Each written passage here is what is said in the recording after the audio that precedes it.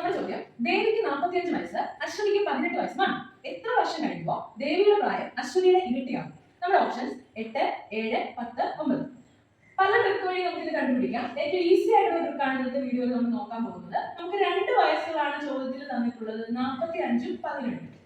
അപ്പൊ നമ്മൾ ആ വയസ്സ്, വലിയ വയസ്സ് ആദ്യം എഴുതുക, രണ്ടാമത് ചെറിയ വയസ്സ് എഴുതുക. എന്നിട്ട് വലിയ വയസ്സ് അതുപോലെയും ചെറിയ വയസ്സിന്റെ ഇരട്ടി കാണും. 18നെ 2 കൊണ്ട് ഗുണിക്കുമ്പോൾ 36.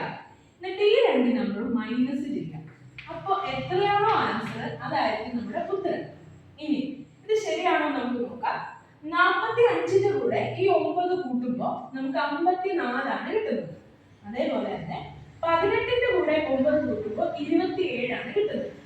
27ന്റെ ഇരട്ടിയായിരിക്കും 54. അതായത് 9 വർഷം കഴിയുമ്പോൾ പ്രായം ഇരട്ടിയാകും ദേവിയുടെ പ്രായം.